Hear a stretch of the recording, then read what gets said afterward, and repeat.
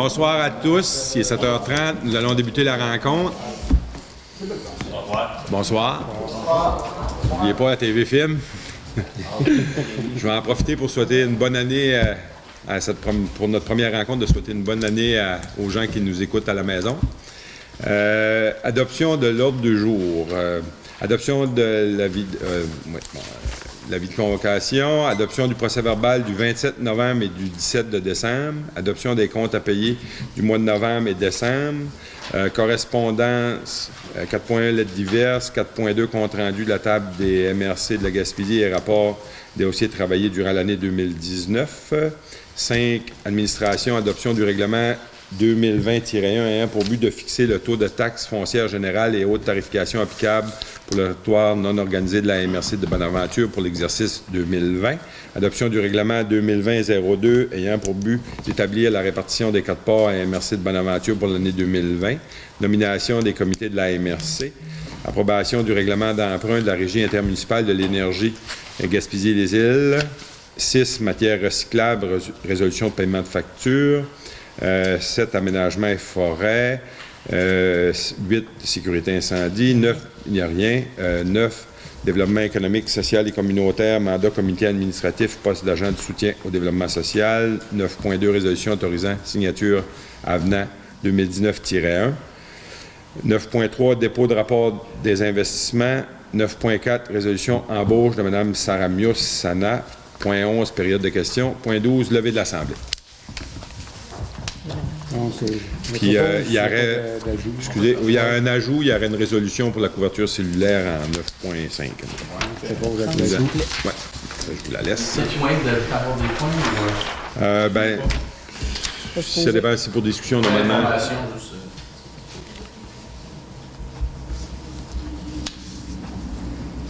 Qui propose l'adoption de l'ordre du jour? Fait. Les procès-verbales du 27 de novembre.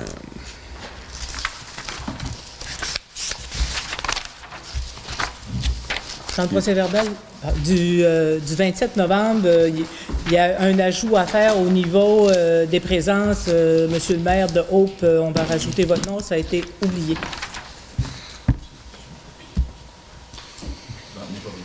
Non. Est-ce que quelqu'un propose?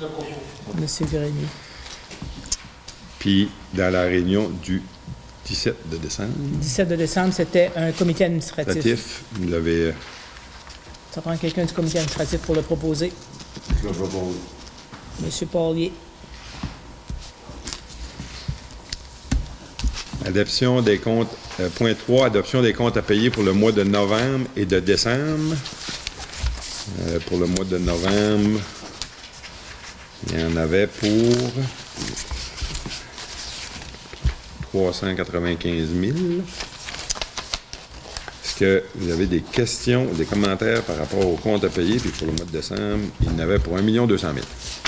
Peut-être seulement une précision sur le point qu'on avait parlé concernant le paiement des factures qui est associé à un projet pilote. Oui. Juste peut-être citer que le paiement est association, mais pour le reste. Oui, bien c'était un paiement pour de 2 000 à M. Jacques... je ne rappelle plus son petit nom, qui est associé à une subvention du ministère qui est venue direct. Parce que la subvention ne venait pas du député. C'était pas un chèque qui venait du bureau du député, ça venait d'un ministère.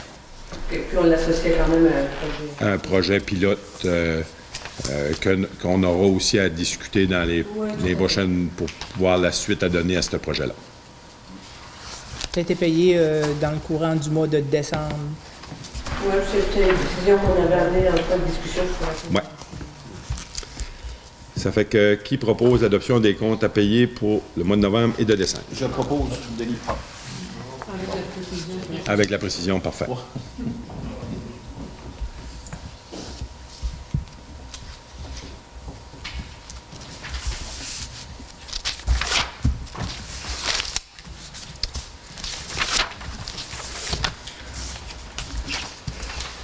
Ouais. Dans la correspondance,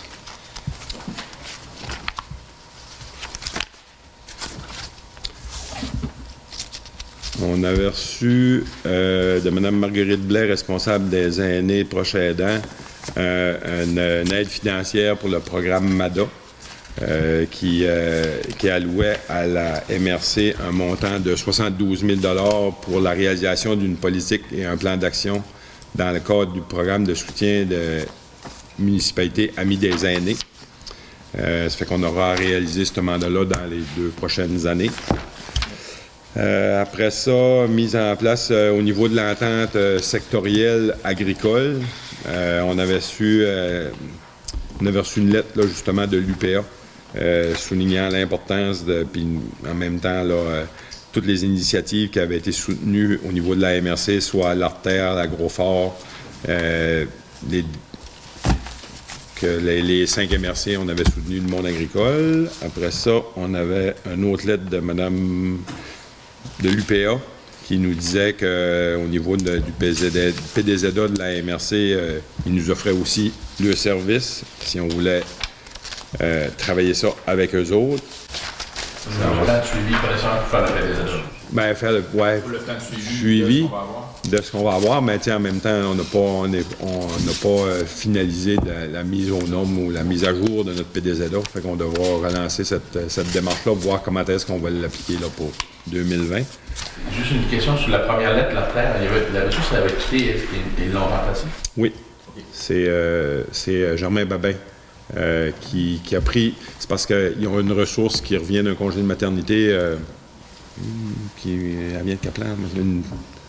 La petite fille Albéric, là, je ne me rappelle pas de son nom, là, en tout cas, qui revient là, au mois d'avril, ça va être son mandat, mais en attendant, c'est M. Germain Babin qui a pris la relève, là, l'intérim au niveau de l'Artère. Après ça, de Recyc Québec, le versement de la compensation 2019 là, pour la matière recyclable.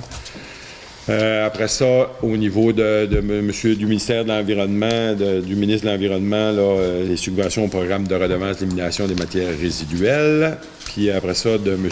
Frédéric Gay, sous-ministre du MAMO, la réponse de demande de dérogation dans les plaines inondables de la rivière Bonaventure dans la ville de Bonaventure. Une réponse négative. Il y a le projet pour mentionner, par exemple? Non. Pas capable d'associer un projet. Après ça, 4.2, ben là, vous avez eu les comptes rendus de la table des MRC et les rapports des dossiers associés durant la dernière année, 2024. Est-ce qu'il y en a qui ont des questions? M. Audette, une petite question, ben, par rapport à Optilab. L'Optilab et le SPAC aussi. Oui, dans le dossier d'Optilab, ce qui a été relancé au niveau de la table des MRC, c'est que suite à l'annonce que le gouvernement veut décentraliser 5 000 emplois en région, bien, on a dit ce serait peut-être la première des choses, c'est d'arrêter de vider nos régions des emplois qu'on avait déjà. Ça fait qu'on a relancé dans le cadre de cette annonce du gouvernement de dire qu'ils veulent décentraliser. Mais là, on a demandé justement au ministère de réévaluer la manière de fonctionner au niveau d'Optilab, puis de dire, nous, on veut s'assurer de garder... On comprend qu'il y a des analyses... On ne pourra pas avoir 100% des analyses qui vont être faites dans chaque hôpital, sauf que ce qu'on avait avant, puis que le centre de décision reste ici. Est-ce qu'on est capable d'avoir la position de 6 ou... Bien là, on ne la connaît pas encore, mais on sait que nous, on a rencontré... on a fait une demande de rencontre avec le président du conseil d'administration dans le cadre de ce dossier-là. Après ça, dans l'autre dossier, par rapport à l'asphalte, oui. Bon, ce qui a été relancé, ben, c'est que dans la démarche, là, suite au préfet de la Côte de Gaspé, puis le maire de Gaspé, M. Côté, qui avait fait une sortie publique là-dessus pour dire, par rapport au monopole d'Eurovia, la démarche qui a été entreprise, c'est de ressortir le vieux dossier qui avait été fait au niveau des MRC dans le temps de la CRE. Puis là, ben, c'était M. Poirier puis Bertrand Berger qui étaient là dans ce temps-là. Puis en même temps, on s'est servi du directeur du ministère des Affaires municipales, M. Gionnet, parce qu'il avait travaillé dans le dossier du temps, puis ils ont ressorti les vieux dossiers, puis de voir comment est-ce qu'on pouvait relancer avec le ministère des Transports le fait que est-ce qu'on peut harmoniser nos appels d'offres Sauf que ce qu'on a fini par sortir par constat, ce qui vient nuire aux municipalités, contrairement au ministère des Transports, bien souvent, c'est une question de volume. Tu sais, puis je prenais l'exemple que quand ils ont fait la 132 d'un Cap-Noir, puis ils ont fait de l'asphalte là pendant quasiment 2 semaines et demie de temps, sur 6,8 km, bien c'est rare qu'une municipalité ait un contrat de cette envergure-là. Puis, bien souvent, dans des petits, tu vas faire une patch d'asphalte de 200 pieds, bien, la mobilisation puis démobilisation de l'équipement coûte plus cher que l'asphalte. Puis nous, j'ai été capable de le démontrer, moi, parce qu'on l'a vécu cette année au niveau de la Société de chemin de fer, pour faire les traverses. T'sais, on a 20 pieds d'asphalte à faire à chaque bord de chaque traverse. On en avait 9 à faire cet automne. Bien, ça a coûté quasiment aussi cher que faire 500 mètres dans le chemin ici à New Richmond. Puis c'est pas l'asphalte qui était le problème là-dedans, c'est vraiment affecté. On n'a pas abouti à une piste de solution qui pourrait faire que ça pourrait changer à court terme. Parce que oui, c'est un monopole. Je comprends qu'on n'a tout probablement pas assez de volume dans la région pour inviter qu'une autre entreprise s'installe. Est-ce que, tu sais, il y a une collusion là-dedans? Bien, là, on peut l'interpréter, l'imaginer, mais on ne s'est pas rendu là, mais le travail, on a fait quand même une démarche au niveau du ministère des Transports pour voir comment est-ce qu'on pourrait aller au moins chercher au niveau des tarifs du bitume, si on serait capable d'avoir une légère économie. Ça va? Point 5, administration, adoption du règlement 2020-1 hein, pour but de fixer les taux de taxes foncières générales et hautes tarifications applicables pour le territoire non organisé de la MRC de Bonaventure pour l'exercice 2020. Vous avez eu, lors de la dernière rencontre de la MRC le 27 novembre, je vous ai déposé un projet concernant ce règlement-là. Il n'y a aucune modification qui a été apportée entre-temps, ça fait qu'on pourrait avoir un proposeur pour l'adopter tel qu'il a été déposé. Monsieur Beaubage.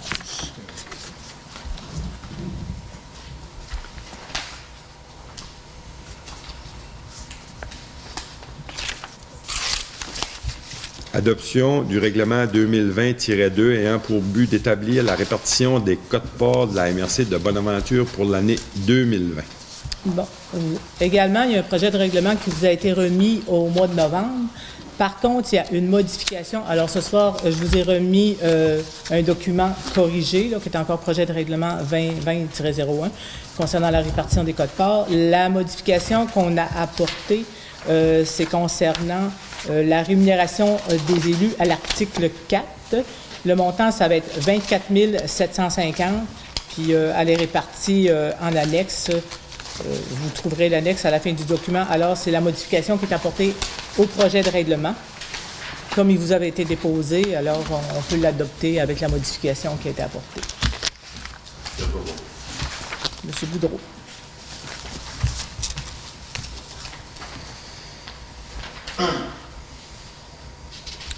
Avec l'adoption de ce règlement-là, vous allez recevoir là, la semaine prochaine votre facture pour la quote-part.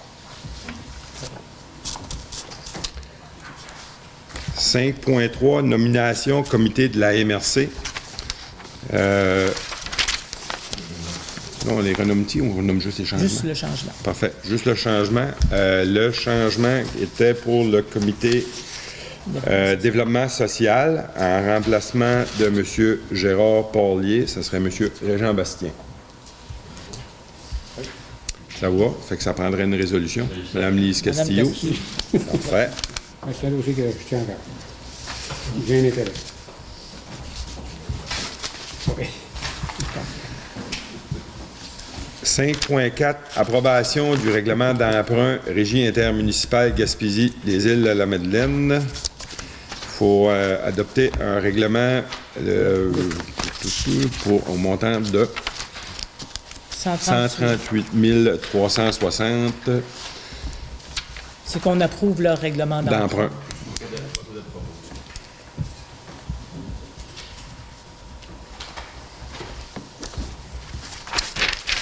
Point 6, matière recyclable, résolution, paiement de factures recyclables, amendement au contrat. Suite à la modification du contrat de Groupe Bouffard pour l'année 2019, puis suite à l'approbation du ministère des Affaires municipales pour nous permettre à l'ensemble des municipalités ayant un contrat avec au niveau du recyclage. On sait qu'on a vécu une crise depuis 2019 dans le dossier du recyclage à la grandeur de la province. Le ministère a ouvert l'opportunité de réouvrir les contrats. Suite à ça, on a eu une recommandation du ministère des Affaires municipales, puis on a une facture rétroactive au 1er janvier 2019. C'est un montant forfaitaire qui était alloué par le ministère des Affaires municipales de 138 344 et 14, qui fait que le paiement a été effectué par la MRC, puis vu que le Recyc Québec rembourse la MRC avant qu'on le redistribue, pour cette partie de facture-là, la MRC a mis un compte à recevoir, la MRC l'a payé. Fait que ça prendrait une résolution pour permettre que vous êtes d'accord qu'on l'ait payé. Puis après ça, pour 2020, on appliquerait le même processus sur l'excédent que le ministère des Affaires municipales nous a autorisé à payer. Fait que pour les budgets municipaux, ça ne change rien. Vous allez continuer à recevoir la même facture mensuelle que vous receviez. Puis pour la différence, c'est la MRC qui va l'assumer au prorata du remboursement qu'on va avoir de Recyc Québec pour 2020. Ça vous va? Oui, je le propose, Denis. Parfait. Point 7, aménagement et forêt. Oui, Monsieur le Préfet. Aménagement, on a un seul point. C'est une résolution pour l'émission d'un certificat de conformité du règlement numéro 2019-489 de la Ville de Passepébiac. C'est une modification de leur règlement sur les plans d'implantation et d'intégration architecturale. Numéro 2009-330, c'est conforme avec le schéma, donc ça me prendrait un proposeur, s'il vous plaît. Monsieur Bourdage. Donc, ça complète l'aménagement. Puis en forêt, il n'y a rien, il n'y a aucun point ce soir. Merci. Au niveau de la sécurité incendie, il n'y avait rien aussi. On serait rendu au développement social. Le premier point, 9.1, mandat comité administratif, poste d'agent de soutien au développement. Ça nous prendrait une résolution pour mandater l'exécutif de procéder à l'ouverture de poste puis l'embauche d'un agent de soutien au développement social.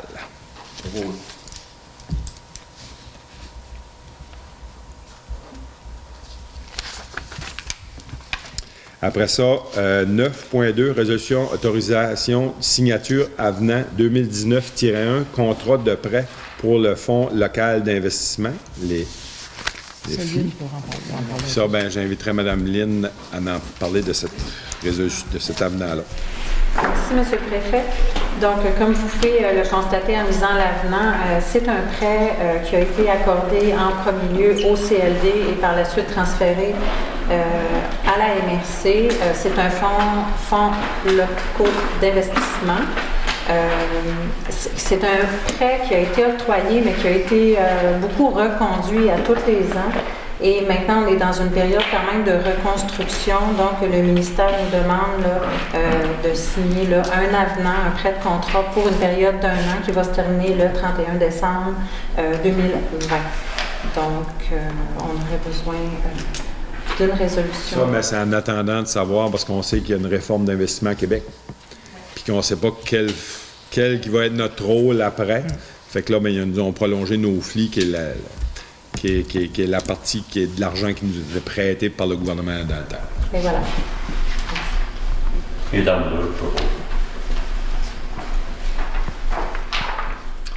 Après ça, on serait à 9.3, dépôt, rapport d'investissement, document 7. Ça, c'est... Je peux t'asseoir. Après la présentation, là, il y a eu un comité d'investissement qui s'est tenu le 4 octobre dernier.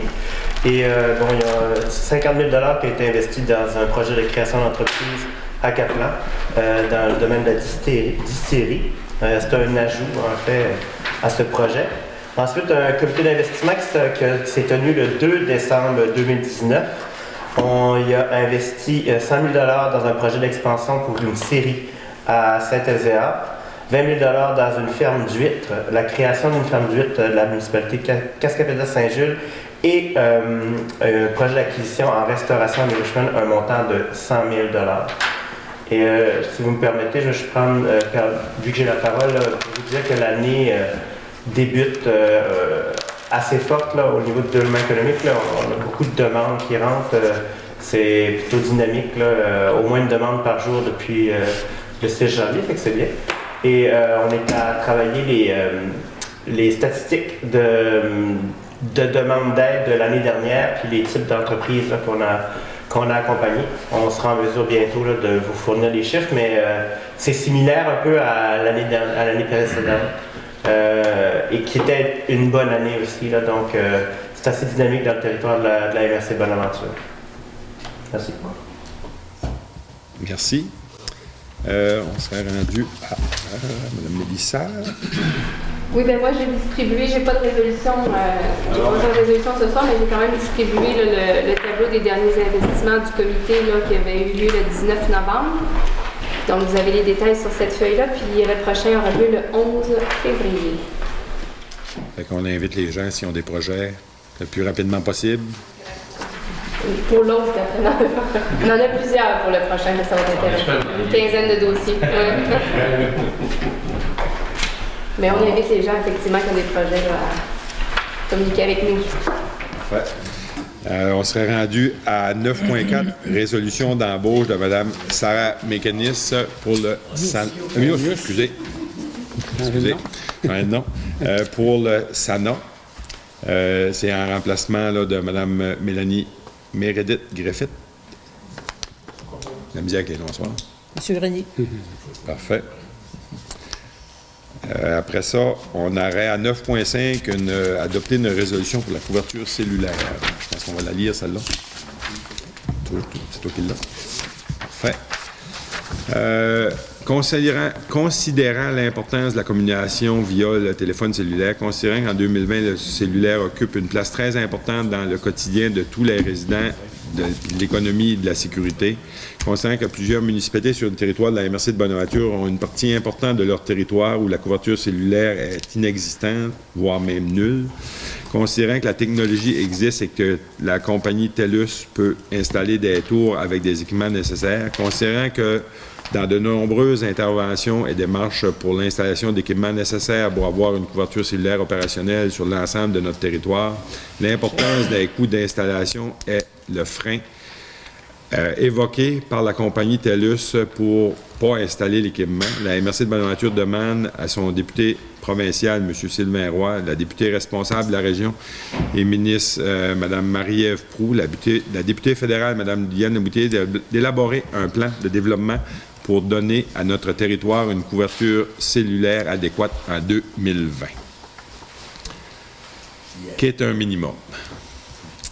On a réussi à le faire avec la fibre optique au niveau de l'Internet, mais je pense qu'à cette heure, les gouvernements doivent s'attaquer à la couverture cellulaire. Mais je pense qu'on a commencé ailleurs, dans d'autres places qu'on a été voir. Là. Bon, oui. Quand il y a eu de la pression en ça, il l'évitait. Fait que vous le proposez? On a eu des promesses un peu. Deux autres. Parfait. On serait rendu au point 11, période de questions du public. Considérant qu'il y a beaucoup de public, je peux vous poser une question. Oui. Mais plutôt prendre l'information avec Tourisme et des Chaleurs, Défunt Tourisme et des Chaleurs, on a embauché une ressource au niveau touristique, un agent touristique. Comment est-ce qu'on l'appelle, monsieur? Oui, c'est un agent touristique. M. Simon Pinot. Puis, moi, j'ai soumis mon nom pour faire partie de la table des partenaires qui va éventuellement constituer fort probablement un comité. La réunion a lieu le 13 février. Toutefois, le mandat comme tel de l'agent touristique, on ne le connaît pas nécessairement. Il a dû être identifié par les deux MRC. On va probablement le connaître là.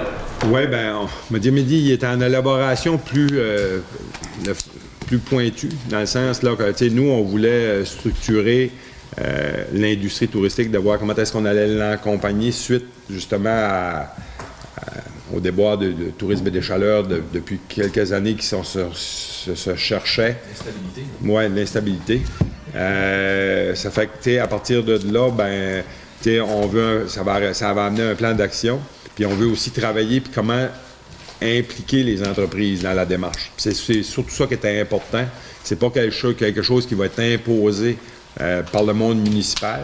On voulait donner une chance à l'organisme, ou en tout cas à cette organisation-là, de rester comme genre comité aviseur, mais en même temps, nous, assurer le financement de la ressource. Parce que la problématique que Tourisme et des Chaleurs a vécue depuis, je vous dirais tout probablement, les débuts de son existence, c'est que la majorité des structures qui ne sont pas financées récurrentes amenaient que la moitié de 2 temps, ils passaient à courir après du financement pour pas faire ce qui était leur mission. Fait que là, mais à partir de là, on va voir qu'est-ce qui va avoir été travaillé suite, justement, que le coordonnateur, l'agent a rencontré des intervenants au niveau du milieu touristique. Puis après ça, là, il va normalement pondre quelque chose. Puis à cette journée-là, on espère que vous allez arriver et qu'il va. Mais ce qui serait intéressant aussi, c'est que si c'était possible de faire connaître, en tout cas, au maire, c'est quoi le plan de match, un peu le court terme de notre agent pour un peu se situer, parce qu'on a quand même interpellé par rapport à nos attraits locaux à ce niveau-là. Puis aussi, je suis juste resté un petit peu sur mon appétit parce qu'après discussion un peu avec M. Pinault, Explore Québec ne sera pas nécessairement déposé pour le premier projet. Ça, c'est tout en lien avec l'aéroport, donc le développement des aéroports et des athlètes aussi sur notre territoire. Donc, ce que je comprends, c'est qu'on ne sera pas là. Fait que je suis resté sur mon appétit à ce niveau-là, mais on aura une discussion sur le 13. Je comprends que c'était rapide, mais en même temps, c'est une belle occasion puis de prendre les devants et de se démarquer sur certains accélérateurs. Bien, c'est sûr que, malheureusement, le fait qu'on n'était pas en selle puis qu'on était, pour faire un jeu de mots avec le train, on était comme quelques wagons en retard. C'était comme un délai très court pour arriver à travailler puis réfléchir à quelque chose qu'on aurait pu faire atterrir. D'où l'importance d'être prêt quand ça arrive. Faut pas justement prendre le retard. Ouais, parfait. C'est que je vous tiendrai informé des suites au niveau de ce comité. Parfait. Pas d'autres questions? Ben, merci à tous. Qui propose de la levée de l'Assemblée? Oui. Merci.